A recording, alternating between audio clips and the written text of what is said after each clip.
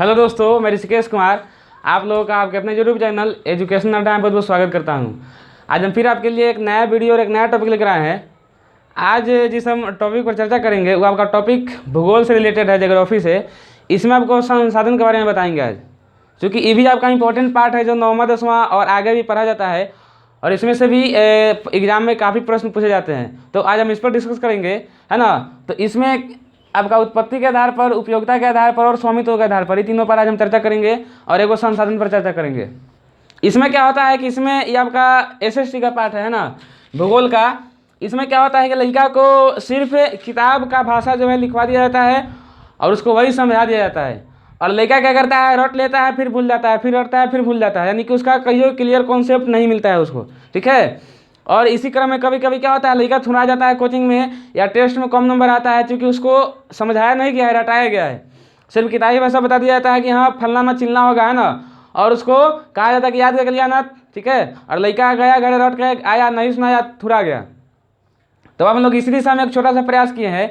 इसमें भी आपको क्या करेंगे, ऐसा आपको ट्रिक बताएंगे, नवीकरणीय का, जैव का, अजैव का, सामुदायिक, व्यक्तिगत, है ना, उसका बाद राष्ट्रीय और अंतर्राष्ट्रीय। इतना का आपको ऐसा ट्रिक बताया जाएगा कि आप सिर्फ एक बार उसको देख लीजिएगा ना, एक बार, तो जीवन भर के लिए आपका दिमाग में क्या होगा, नाचते रहेगा, कभी निकलेगा नहीं, ठीक है। जब तक रहिएगा आप यहाँ पे तब तक आपको याद रहेगा, ऐसा ट्रिक बताएंगे। तो इसलिए आप लोग वीडियो बने रहिए, और वीडियो अगर अच्छा लगेगा तो वीडियो को लाइक कीजिएगा, चैनलवा को सब्सक्राइब कर दीजिएगा, है ना। और घंटिया जो होगा उसको हाथ से उठावा सही से, ये जो अंगूठा दिखाई दे रहा है इसे टन से बात दबा दीजिएगा, है ना। ईंटा से नहीं मारना, ईंटा से मारिएगा तो मुगला फूट जाएगा। तो इसलिए ये अंगूठा से खाली सटाइएगा, बच जाएगा। उसका फ़ायदा क्या होगा कि जब अगला वीडियो हम डालेंगे कल्ले वाला, तो सबसे पहले एकदम फटाक से आपके यहाँ क्या होगा, पहुँच जाएगा। तो इसलिए उसको दबाना जरूरी है। चलिए वीडियो को हम शुरू करते हैं। तो इसमें आपका आज हम संसाधन के बारे में चर्चा करेंगे और इसके प्रकार के बारे में। तो पहले हम जानेंगे संसाधन क्या होता है। देखिए इसे, इसका किताबी भाषा क्या होता है, परिभाषा, कि मानवीय आवश्यकताओं को पूरा करने वाले सभी वस्तुएं जीव जंतु संसाधन कहलाते हैं। यानी कि इसका सीधा क्या होगा कि वैसा वस्तु जो आदमी की आवश्यकता को पूरा कर रहा है उसको हम संसाधन कहेंगे। यानी दुनिया में जितना चीज़ आदमी के इस्तेमाल का है, कॉपी कलम किताब खटिया टेंगारी कोदारी दाब गरासी भाला खुरपी, है ना, छिपा थरिया लोटा बाल्टी मोबाइल, है ना, स्टैंड पंखा ईंटा खपरा रोरा गिट्टी बालू छड़, सारा चीज़ संसाधन है आपका, ठीक है। इसमें कोई दिक्कत, यानी कि दुनिया में जो भी चीज़ आदमी को उपयोग का है सारा चीज़ संसाधन है, ठीक है। तो इसका किताबी भाषा में परिभाषा क्या होगा कि मानवीय आवश्यकताओं को पूरा करने वाले सभी जीव जंतु वस्तुएं संसाधन कहलाते हैं, ठीक है। और ऐसे अपना से अगर बनाते हैं तो क्या होगा इसका कि दुनिया में जितना जो वस्तु है सब संसाधन है, यानी कि जिसका इस्तेमाल आदमी करता है सारा चीज़ संसाधन है, ठीक है। ये आप कहोगे अपना भाषा में, बिहारी भाषा में। तो आप लोग के लिए अच्छा होगा कि आप लोग अपने भाषा में याद कीजिए, क्योंकि परीक्षा में लिखा रहता है ऊपर कि विद्यार्थी जो है यथासंभव अपने शब्दों में उत्तर दे। तो यदि अपना शब्द में उत्तर दीजिएगा तो और क्या होगा, नंबर अच्छा देगा, ठीक है।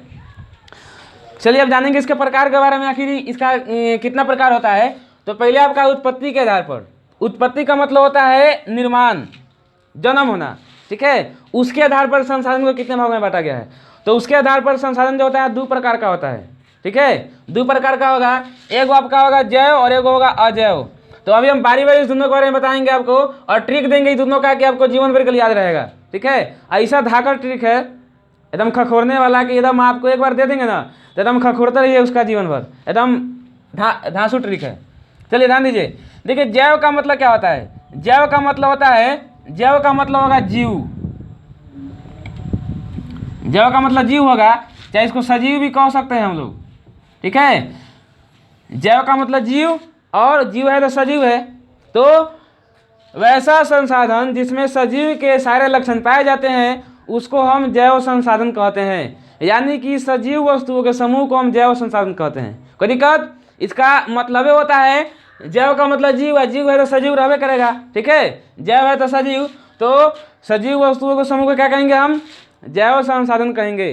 जैसे अब कहोगे मनुष्य, तो मनुष्य मतलब हो गया आदमी। तो आदमी हम लोग क्या है, हम लोग जीव है, सजीव है, हम सांस लेते हैं, चलते हैं, बोलते हैं, है ना। तो ये हो गया आपका। उसके बाद वनस्पति हो गया, पेड़ पौधा हो गया, फिर वो आपका सजीव है, क्योंकि ये भी आपका क्या होता है, आपका भोजन करबे करता है ना, सांस लेबे करता है। तो इस तरह से भी आपका सजीव हो गया।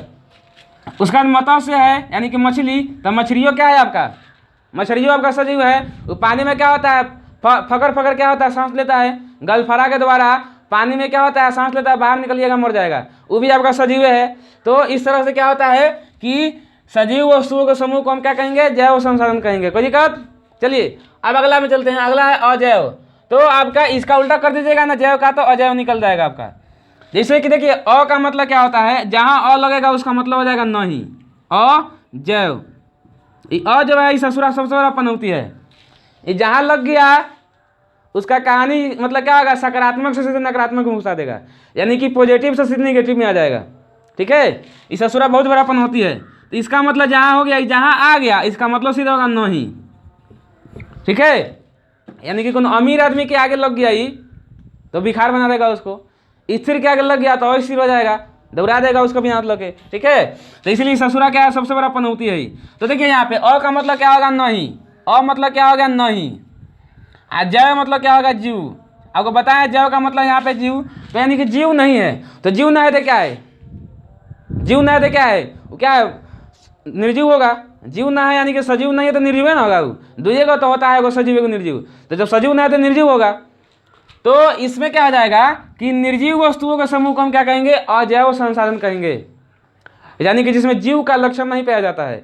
जैसे आपका आ गया चट्टान, धातु, खनिज, ईंटा, खपरा, बेंच, सीमेंट, बालू, खुरपी, कुदारी, सारा चीज आपका अजैव हो गया, क्योंकि कौनों में सजीव का गुण नहीं पाया जाता है। तो इसीलिए क्या होता है, इसको हम अजैव संसाधन कहेंगे। इसमें कोई दिक्कत नहीं होना चाहिए। जैव का मतलब हो गया सजीव, अजैव का मतलब हो गया निर्जीव, यानी कि जैव के आगे अ लग गया तो आपको बताएं कि ससुरा बहुत बड़ा पनौती है ही, इसीलिए क्या हो गया, इसका मतलब है साफ चेंज कर देता है। ठीक है, अब देखिए अगला क्या है, उपयोगिता के आधार पर, यानी कि उपयोग के आधार पर। ठीक है, पहला का आपका है नवीकरणीय संसाधन, दूसरा है अनवीकरणीय संसाधन। तो इसका भी आपको ऐसा ट्रिक बताएंगे धांसू आग लगाने वाला कि एक बार खाली दिमाग घुस जाएगा ना इसे शॉर्ट सीन, तो फिर जिंदगी में दोबारा नहीं निकलेगा। तो ध्यान दीजिएगा यहाँ बोर्ड पर। चलिए, नवी का मतलब क्या होता है, नौ मतलब क्या होता है, नया होता है। नौ का मतलब क्या हो गया, देखिए हम लिख रहे हैं साफ से, देखिए यहाँ पे नौ का मतलब क्या होगा, नौ का मतलब होता है नया। आप लोग देखते होइएगा, जब नया साल आता है तो लिखा रहता है कहीं कहीं कि 9 वर्ष की हार्दिक शुभकामनाएं। तो यहाँ पे 9 मतलब नया, वर्ष मतलब साल, तो नया साल की हार्दिक शुभकामनाएं। तो यहाँ 9 का मतलब क्या होगा, नया हो जाएगा। 9 मतलब गोर का 9 नहीं समझिएगा, हाई वाला 9 नहीं, ई नहीं, 9 मतलब हो जाएगा नया। ठीक है, यहाँ पे देखिए करना, करणीय मतलब क्या होता है, करना, करणीय, इसका मतलब क्या होता है, करना, यानी कि नया करना। जैसे मान लो कोई वस्तु है उसका बार बार हम नया कर सके, तो इसका परिभाषा क्या हो जाएगा कि वैसा संसाधन जिसका हम बार बार नया कर सके, यानी कि एक बार उपयोग करने के बाद भी उसका हम दोबारा उपयोग कर सके, उसको हम कहेंगे नवीकरणीय संसाधन। जैसे आपका हो गया सौर ऊर्जा, सौर ऊर्जा का मतलब हो गया सूर्य का प्रकाश, तो सूर्य का प्रकाश क्यों समाप्त हो समाप्त, तो पूरा दुनिया समाप्त हो जाए। ठीक है, अगला आपका पवन ऊर्जा, पवन का मतलब होता है हवा, तो हवा का जो खत्म हो, हवा मान लीजिए हम ऐसे सांस ले लिए, तब दोबारा सांस नहीं लेंगे, हम लेंगे फिर ऐसे जितना मन करे उतना लेंगे। इतना मेरा भाई एकदम समझिए कि नेचुरल है, जितना मन करेगा उतना घुसाएंगे भीतर। ठीक है, अगला आपका जल, अब पानी खत्म होगा तो आदमी रह ही नहीं सकता है। एक टाइम अगर अनाज खत्म हो जाएगा तो आदमी रह सकता है बिना अनाज के, लेकिन पानी खत्म हो जाएगा तो क्या होगा, बिना पानी के नहीं रह सकता है, क्योंकि पहले तो खाना आपका बनबे नहीं करेगा। भात के अदहन कैसे चढ़ी, पानी रही तब ना, आटा कैसे सनाएगा, पानी रहेगा तब ना, दाल कैसे बनेगा, पानी रहेगा तब ना।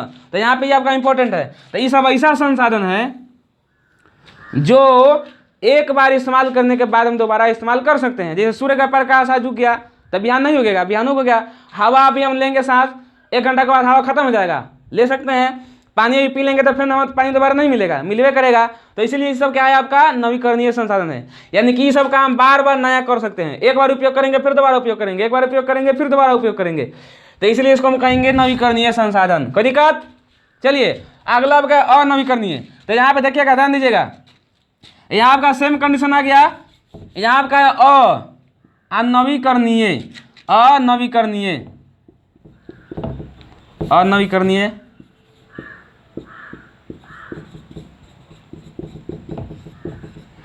देखिए यहाँ पे अ का मतलब जहाँ होगा, आपको बताया है इससे पहले वाला में कि अ जहाँ आ गया तो उसका मतलब साफे नहीं हो जाएगा, यानी कि उसका मतलब चेंज कर देता है। सीधा उल्टा से, ऐसे सीधा आदमी खड़ा है, सीधा से सीधे गोड़ ऊपर करेगा, माथा नीचे से लटका देता है आदमी कोई, जहाँ और लग गया हो। तो यहाँ पे देखिए ई सबसे बड़ा पनौती है ससुराई।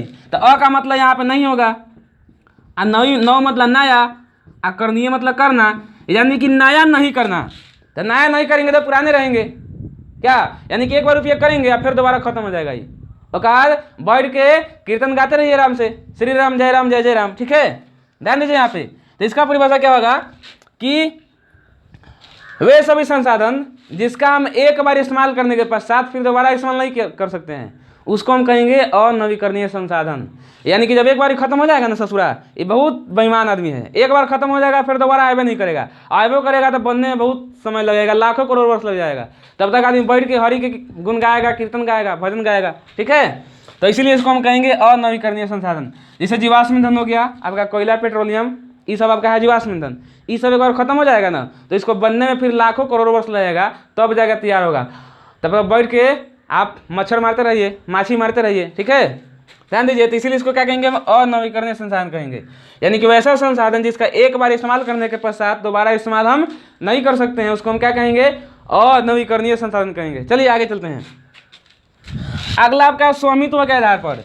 स्वामित्व का मतलब होता है अधिकार, यानी कि अधिकार के आधार पर। न कहले कि इतना दूर से हमारे खेत, ई खेत हमारे होगा, उतना दूर से मोहना के खेत है, उतना दूर से सोहना के खेत है, उतना दूर से गोपिया के खेत है, इसे होता है ना, तो वह होता है अधिकार। तो ये आपका देखिए अधिकार के आधार पर क्या होगा, अधिकार के आधार पर 4 प्रकार का संसाधन होता है। क्या प्रकार का होगा, 4 प्रकार का। दिमाग में घुसा लीजिए, इसको निकलने नहीं दीजिए, घुसेगा फट से ही बंद कर दीजिएगा, ऐसे नहीं निकलेगा। ध्यान दीजिए। पहला क्या इसमें व्यक्तिगत संसाधन, देखिए ध्यान दीजिए। व्यक्तिगत का मतलब होता है, इसको इंग्लिश में कहते हैं पर्सनल। इंग्लिश हमको नहीं आता है, तरीका आता है तो ये बता देते हैं। व्यक्तिगत का मतलब होगा पर्सनल, यानी कि पर्सनल संसाधन, यानी कि वैसा संसाधन जिस पर किसी खास व्यक्ति का अधिकार हो, उसको हम कहेंगे व्यक्तिगत संसाधन। जैसे मान लीजिए कि हमारे मार्कर भाई, तो मार्कर पर ही हमारे अधिकार रहेगा। आप लोग कहेगा कि हमारा अधिकार, तो मानेंगे उसको, हम मुंह फाड़ देंगे मार के उसका हम, ठीक है। ये मेरा अपना है तो ये अपना रहेगा, ये हमारा सटवा है, ये कहेगा ये कौनो कि हमारा दे देंगे उसको, ये मेरा है, इस पर मेरा अधिकार है। ये कलमवा है, इस पर मेरा अधिकार है। ये माइक यहाँ लगाए हुए ये भी मेरा है, मेरी इस पर मेरा अधिकार है। ये कोनो कहेगा तो दे देंगे उसको, मार के मुंह फाड़ देंगे उसका हम। ध्यान दीजिए। तो उसको हम कहेंगे व्यक्तिगत संसाधन, यानी कि वे सभी संसाधन जिस पर किसी खास व्यक्ति का अधिकार हो, उसको हम क्या कहेंगे, व्यक्तिगत संसाधन कहेंगे। जैसे आपका अपना घर हो गया, आपका अपना जमीन हो गया, गहना गुड़िया, गाड़ी, सब आपका अपना हो गया, उसको हम कहेंगे व्यक्तिगत संसाधन, ठीक है। आगे चलते हैं। अगला आपका सामुदायिक संसाधन। देखिए इसका नाम है सामुदायिक। सामुदायिक का मतलब समूह, यानी कि वैसा संसाधन जिसका इस्तेमाल पूरा समूह के लिए किया जाता है, ठीक है। किसके लिए किया जाता है, समूह के लिए किया जाता है, उसको हम कहेंगे सामुदायिक संसाधन। जैसा मान लीजिए कि मंदिर है, मंदिर हो गया, मस्जिद हो गया, तो ए पर अब कहेगा कोनो कि नहीं हमर है, यहाँ बाबू के लिखा हुआ तो मानेंगे उसको हम। इस सब का सामुदायिक है, इसमें कोई भी जा सकता है, कोनो को कोई रोक टोक नहीं है। मन करेगा हम जाके वहाँ सूत जाएंगे, वहाँ जाके हम दिन भर रहेंगे, रात भर रहेंगे, कोनो हमको रोकेगा नहीं, क्योंकि सामुदायिक है। इसका इस्तेमाल भी सामुदायिक लाभ के लिए ही होगा, ठीक है।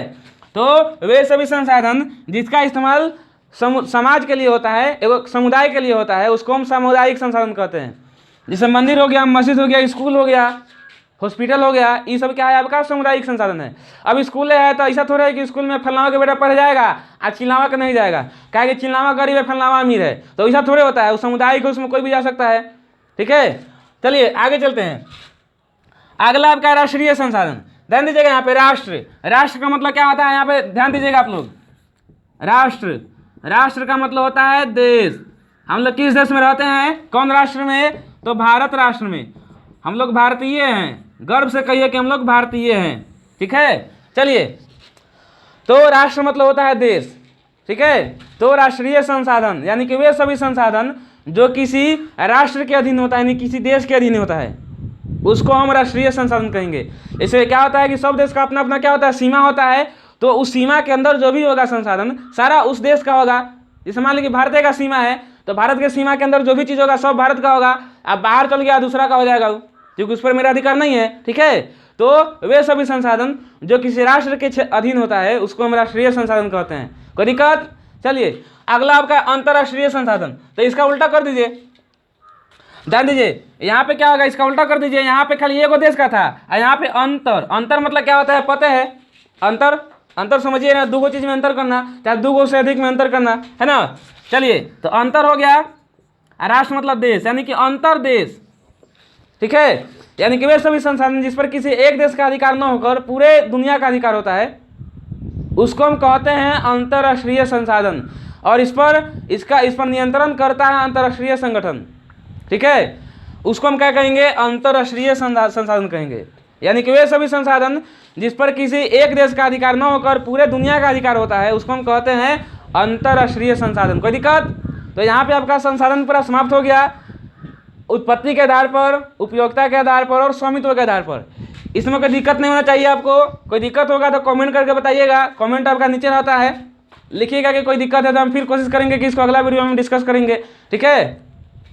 हम आशा करते हैं कि आपको समझ में आया होगा।